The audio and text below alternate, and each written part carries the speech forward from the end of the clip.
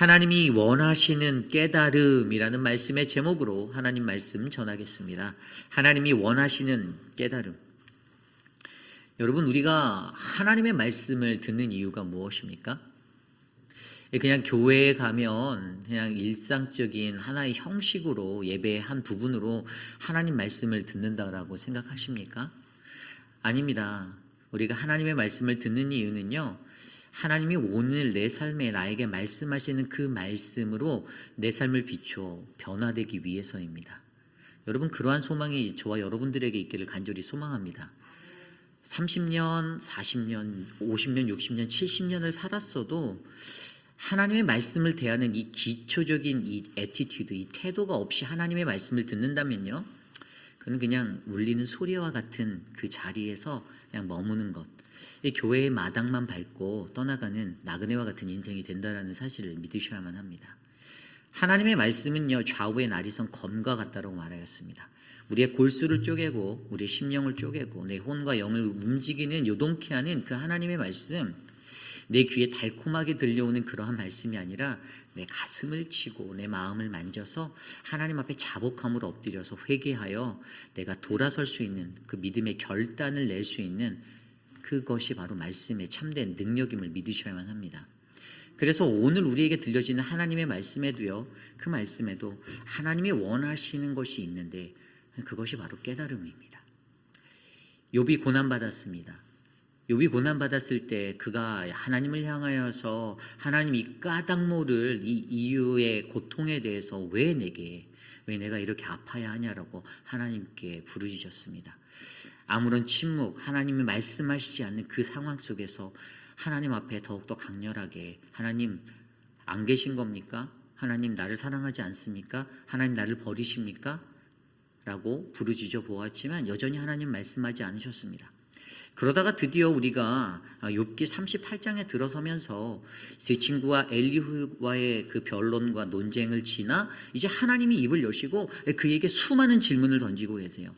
이 38장부터 41장까지 들여다보면 거의 70가지에서 90가지 정도의 질문들을 하나님이 무한대로 쏟아붓고 계시는 것을 우리는 볼 수가 있었습니다. 그런데 그렇게 무수히 쏟아지는 질문 가운데서 욥은 대답하지 못합니다. 아무 말도 하지 못하여요. 그러다가 드디어 오늘 하나님의 그 이야기 앞에 욥이 드디어 처음으로 하나님 앞에 입을 열는 장면이 나오고 있습니다.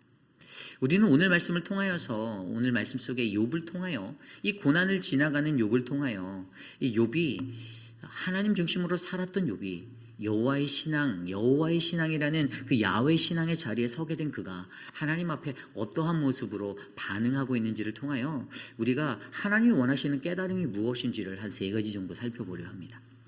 오늘 첫 번째로 하나님이 원하시는 깨달음, 하나님의 말씀 앞에서 우리는 우리의 태도를 바꾸어야 한다는 것입니다. 하나님의 말씀 앞에서 우리는 우리의 태도를 바꾸어야 합니다. 오늘 말씀 1절입니다. 여호와께서 또 욥에게 일러 말씀하시되, 여호와께서 욥에게 다시 말씀하고 계시는 겁니다. 38장 1절에 나왔던 대로 여호와께서 욥에게 말씀하신다. 이전에 하나님 중심으로 살았을 때는 욥에 대하여 말씀하신 하나님이 이제는 욥의 곁에서 야훼 하나님, 야훼의 신앙으로 그의 곁에서 욥에게 친히 말씀하고 계신다는 것입니다. 그래서 그가 뭐라고 말합니까? 트집 잡는 자가 젖는 자와 다투겠느냐? 하나님을 탓하는 자는 대답할지니라. 하나님이 욥에 대하여서 생각하고 있는 진단에 그것을 보여주고 있어요. 욥, 너는 하나님 눈에는요, 욥은 트집 잡는 사람이라고 말합니다. 그리고 두 번째, 젖는 자와 다투는 자. 그리고 세 번째, 하나님을 탓하는 사람. 여러분, 이러한 삶의 모습이요, 이 시대를 살아가는 신앙인들의 삶의 모습에 배어 있을 수 있습니다. 여러분, 우리들도 그렇지 않습니까? 무언가 하다가 공동체 안에서 무언가 내 마음에 들지 않을 때 트집 잡습니다. 그렇죠? 그리고 전능자와 다투려고 합니다. 그것을 이끌고 있는 리더와 반목한다라고 자기 스스로 그렇게 생각하는 그 다툼의 자리로 뛰어드는 그러한 영혼이 있습니다. 그리고 하나님을 탓하죠. 리더십을 탓합니다. 너 때문이야. 내가 원하는 거 못 얻는 건 너 때문이야. 네가 계획한, 너가 끌고 있는 목회하는 너의 모습 때문에 내가 원하는 거 얻지 못해. 그래서 그렇게 탓하고 산다라는 거예요. 하나님께서요, 욥에 대해서 진단하신 정확한 진단도 동일합니다. 너는 나에 대해서 트집 잡는 사람이었고 젖는 자와 다투는 사람이었고 나를 탓하는 사람이었어라고 말해주는 게 2절이에요. 하나님이 욥에 대해 정확히 진단하여 주셨습니다. 욥 스스로는 자신이 불만을 얘기하고 고통 가운데 소리 질러서 제 친구들이 막 저주를 하고 정죄를 하여도 나는 이거 하나님 앞에서 내가 고난받는 그 이유를 알기 위해서 물어보는 것 뿐이야 라고 생각하고 말했을지 모르지만 듣는 입장에 하나님은 이것을 트집 잡고 있고 젖는 자와 맞서려고 하고 하나님을 탓하는 그러한 어그러진 모습의 신앙인 그러한 욥의 모습으로 이야기해 주고 있는 것입니다. 그런데 여러분, 그러한 모습의 자가 야훼의 신앙으로 변화되니 어떠한 변화로 나아갑니까? 그가 하나님을 트집 잡고 전능자와 다투고 하나님을 탓하던 자의 모습에서 3절과 5절에 이렇게 바뀌었습니다. 욥이 여호와께 대답하여 이르되 보소서 나는 비천하오니 무엇이랴 주께 대답하리이까 손으로 내 입을 가릴 뿐이로소이다. 내가 한 번 말하였사온즉 다시는 더 대답하지 아니하겠나이다. 아멘. 무엇이 느껴지십니까? 침묵과 수용으로 자신의 삶의 태도가 변화된 욥을 바라보게 합니다. 여호와께서 나와 함께 하신다. 내 곁에 계신다.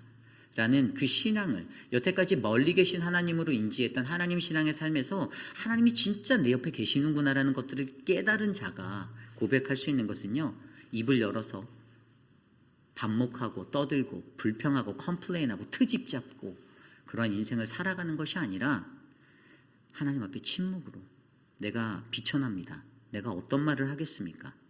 나는 그냥 그저 내 입을 가릴 뿐이에요, 주님. 그리고 다시는 내가 더 이상 말하지 않겠습니다. 라는 하나님이 나에게 여호와 되심을 깨달은 자의 반응으로 나아간다는 것입니다. 여러분, 여기에서 가장 중요한 것이 한 가지 보입니다. 어떻게 욥이 이러한 자리에 나갈 수 있는가? 도대체 친구들 앞에서 계속 무죄성을 주장하고 자신의 그 강한 태도를 보이며 나는 죄인이 아니야, 내가 왜 죄인이야 라고 했던 그의 모습 기억나십니까? 예전에 우리가 읽었던 말씀 14장이나 13장에 보면 13장 22절에 뭐라고 말했냐면요, 이 소발의 말에 답변하는 욥의 모습 가운데 13장 22절 주는 나를 부르소서 내가 대답하리라 혹 내게 말씀하옵소서. 주는 내게 대답하옵소서. 나의 죄악이 얼마나 많습니까? 나의 허물과 내 죄를 내가 알게 하여 주세요. 24절입니다. 주는 어찌 나를 주의 원수로 여기십니까? 라고 말하던, 내가 말할게요, 나한테 말 좀 해보세요 라고 그렇게 외치던 욥의 모습이 오늘 내가 비천하고 내가 뭐라고 주께 대답하겠습니까? 나는 그저 내 입을 가릴 뿐입니다 라는 이 겸손한 태도의 변화로 일어났다는 것입니다. 하나님 앞에서 하나님이 우리에게 원하시는 것, 여러분, 이것은요, 내가 가지고 있는 욥이 가졌던 자기 판단의 삶, 자기가 판단했잖아요. 하나님 침묵하시니까 나를 미워하시나? 하나님 나를 싫어하시나? 하나님 내게 말씀하지 않네? 날 사랑하지 않으시는 하나님인가? 이게 그냥 하나님 중심의 그냥 그 자리에만 머물렀을 때, 근데 더 깊은 영성의 자리인 야훼의 신앙으로 갔을 때 그 비포와 애프터가 변화된 것은 이제는 하나님 앞에서 내 입을 막고 내 입을 거두고 내 입술을 거두고 침묵과 수용으로 다시는 더 대답하지 않겠습니다. 내가 수용하겠다라는 거 아니에요. 하나님, 내가 그냥 하나님의 음성대로 내가 가겠습니다. 이 침묵과 수용의 삶의 변화로 일어났다는 것. 어떻게 그의 삶이 변화됐는가? 여기에서 핵심은 하나님의 말씀이에요. 하나님의 말씀. 하나님의 말씀이 그에게 들리기 시작한 겁니다. 물론 이전에도 계속해서 들려왔던 하나님의 말씀이에요. 그런데 오늘 그에게는요, 그에게 들려지는 이 하나님의 말씀은요, 결국에 그의 삶 가운데 파고드는, 그래서 그의 삶의 변화를 일으킬 수 있는, 내가 조목조목 따져가면서 이렇고 저렇고 그러다가 없는 말 만들어내서 더 크게 만드는 그런 악행을 일삼는 자리가 아니라 내 입술을 닫고 내 입을 닫고 하나님 앞에서 겸손히, 주님, 내가 주님의 말씀을 듣고 그대로 순종하여 살겠습니다라는 믿음의 삶으로 나아갔다라는 것. 여러분, 오늘 저와 여러분 우리에게도요, 하나님이 원하시는 깨달음은 바로 이 하나님의 말씀 앞에서 우리의 어그러진 태도들을 변화시키고 바꾸는 것입니다. 인생을 살다 보면 여러분 잘 아시죠? 우리들이 얼마나 연약한 존재인지. 겉으로는 아닌 척해도 뒤에 가서는 다른 말 하는 게 인간의 습성으로 배어져 있고, 뭐 어떤 공동체에서 결정된 사항이 있으면 그 앞에서는 그냥 따르는 척 하면서도 뒤에 가서는 정의로운 척, 다른 말 쏟아놓는 그 변하지 않는 태도와 습성들. 왜 그렇죠? 3살 버릇 80까지 간다라는 말이 그거예요. 3살 때 잘못 배워서 그렇게 되는 겁니다. 3살, 4살, 10살, 20살, 30살 지나면서 이게 죄인지 모르는 거예요. 이게 잘못된 내가 의롭다라고 사람에게 드러내는 것이 내 만족이 될 때 우리는 하나님보다 더 의로운 척하며 살아갈 수 있다는 것들을 기억하셔야 합니다. 그러므로 오늘 우리에게 요구하시는 하나님의 깨달음은요, 하나님이 원하시는 깨달음은 하나님 말씀 앞에서 우리의 태도를 바꾸는 놀라운 변화가 저와 여러분 우리에게 일어나기를 간절히 소망합니다. 이것이 오늘 말씀의 첫 번째, 하나님의 말씀 앞에서 우리의 태도를 바꾸어라입니다. 두 번째로 하나님이 우리에게 원하시는 깨달음은요, 바로 자발적인 순종을 드러내라입니다. 자발적인 순종을 드려라. 오늘 말씀 6절입니다. 그때 여호와께서 폭풍우 가운데서 욥에게 일러 말씀하시되, 이 구절은 앞서 하나님이 가장 먼저 말씀하실 때에도 여호와께서 폭풍우 가운데 우리에게 말씀하셨던 말씀입니다. 그런데 여러분, 폭풍 가운데 말씀하신다는 이 말씀을 들었을 때 하나님이 화가 나셨나? 하나님의 분노 게이지가 올라갔나라고 생각할 수 있지만 아니에요. 하나님은 그의 사랑하는 자에게 그가 가지고 있는 새롭고 신비한 그 팩트, 그 진실을 말씀해 주기 위해서 늘 폭풍 가운데 임재하시는 하나님입니다. 물론 상황별로 다른 상황 속에서 어두운 구름과 뭐 다른 상황, 불기둥 가운데서 임재하시는 하나님, 우리가 성경에서 많이 마주하지만 하나님은 이 폭풍 치는 이 혼란함 가운데서, 이 혼돈 속에서 우리에게 말씀하고 계십니다. 내 삶이 혼돈스럽다라는 것을 의미하고 있어요. 영적으로 내 삶이 진실 앞에서, 진리 앞에서 어두운 눈과 나의 영적인 어두움으로 내가 혼란해하게 될 때, 그때 하나님은 우리 삶에 계속 말씀하고 계신다는 거예요. 그런데 여기서 중요한 것은 그 상황 속에서 내가 그 음성을, 이 신비한 음성을, 진리 되신 음성을 바르게 들을 수 있느냐 없느냐가 문제인 거예요. 많은 사람들이요, 영적으로 깨어있지 않고 성령 충만하지 못하면 절대 안 들립니다. 하나님이 내게 말씀하시는 그 음성이 들리지가 않아요. 그런데 하나님이 그렇게 계속해서 말씀하시는 이유가 있어요. 그것은 뭐냐면, 좀 전에 6절에서 우리가 읽은 그 말씀을 통해서 하나님은 우리에게 이 요동함 속에서도 그분의 임재 가운데서 어떻게 해요? 자발적으로 하나님의 말씀에 아멘하고 순종하기 원하신다라는 거예요. 그래서 욥에게 좀 더 높은 강도의 것들로 질문하기 시작합니다. 7절에 뭐라고 나와 있습니까? 너는 대장부처럼 허리를 묶고 내가 내게 묻겠으니 내게 대답할지라. 하나님이 대답해봐 라고 선포하고 있어요. 허리를 묶어라, 대장부처럼. 야, 마음의 준비가 단단히 하고 담대하게, 야, 싸울 준비하고 한번 나에게 달려들어봐. 너가 말할 수 있는 거, 네가 그렇게 막 얘기하는 거 좋아하면 한번 나에게 너의 것을 변론해봐라고 하나님이 요청하는 것입니다. 그래서 9절에 뭐라고 질문합니까? 이 뒤에 말씀에 9절에 가면 내가 내 공의를 부인하려느냐? 내 의를, 8절입니다. 내가 내 공의를 부인하느냐? 내 의를 세우려고 나를 악하다고 하겠느냐? 뭐라고 말하죠? 네가 정말로 나를 악한 사람으로 만들래? 너가 의롭다라는 것으로 맞추기 위해서? 이게 인간이 보여주는 지극한 모습이잖아요. 내가 맞으려면 어떻게 됩니까? 다른 사람이 죄인이 돼야 되잖아요. 다른 사람이 악해야 되잖아요. 지금 욥에게 그것을 말하는 거예요. 너 한번 네가 너의 의로움 때문에 하나님인 나를, 야훼 하나님인 나를 네가 악한 자로 만들래? 이렇게 하는 거예요. 그리고 그 뒤에 말씀에 9절, 내가 하나님처럼 능력이 있냐? 하나님처럼 천둥소리를 내겠느냐? 라고 말하는 것이에요. 이게 무슨 이야기입니까? 내가 나 같은 팔을 가졌으면 나만큼 무렁찬 소리를 낼 수 있니? 너가 그런 능력을 가졌다고? 너가 그런 사람이야? 한번 해봐 라고 요청하는 거예요. 해보라고. 그렇게 말하는 것입니다.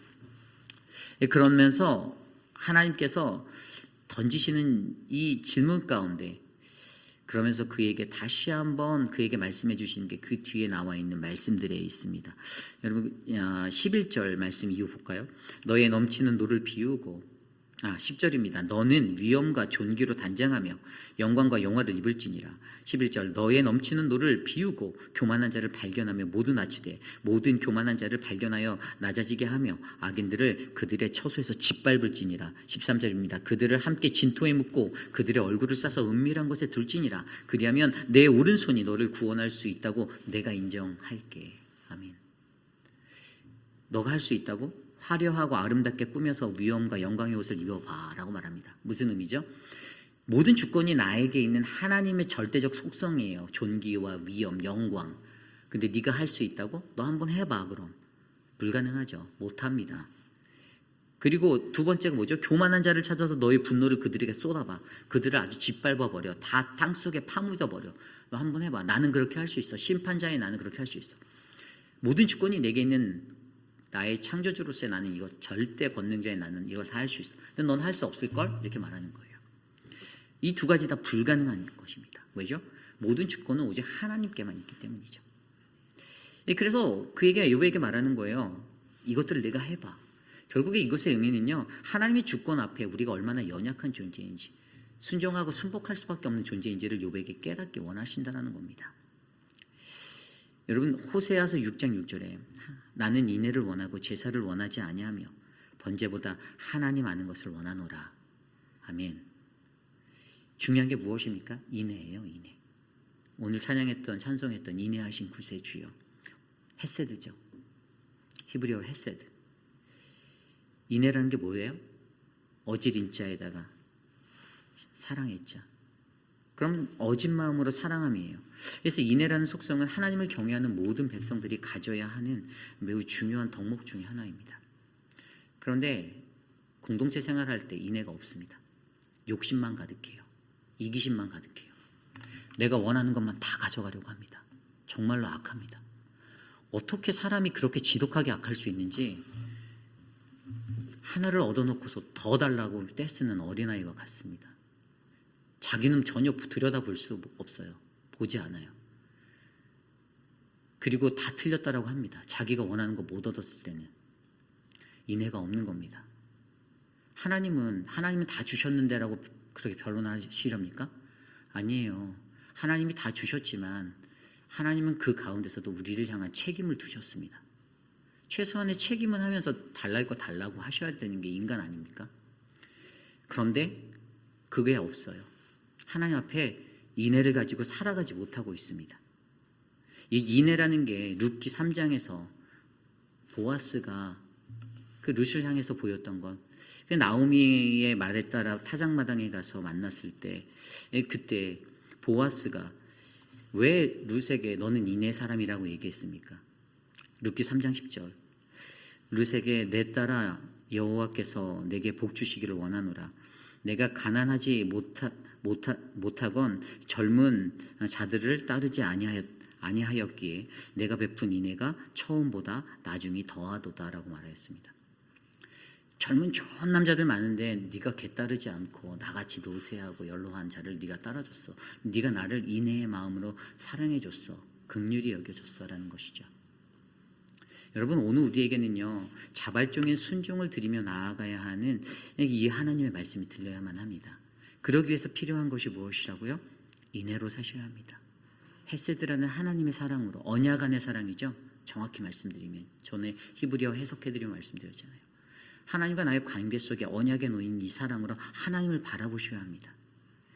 하나님께서 우리가 그 마음이 없이 하나님께 나아갈 때 그것을 순종한 자라고 인정하지 않는 거예요. 가장 불순종의 모습이 어디서 일어났습니까? 인류에게 창세기 4장에 가인과 아벨, 자신의 동생 아울을 죽였던 그들의 원인이 뭐였죠? 왜 하나님이 가인과 아벨 가운데 예배를 받고 받지 않고 피해 제사 이런 제물 드린 것 때문에? 아니에요. 성경에 분명히 기록되어져 있습니다. 창세기 4장 7절을 보면요, 내가 선을 행하면 어찌 낯을 들지 못하겠느냐. 죄가 너를 원하나 너는 죄를 다스리라. 하나님이 이 경고를 그에게 날리셨는데 이 분노 게이지가 올라가서 어떻게 했습니까? 동생을 죽여버렸습니다.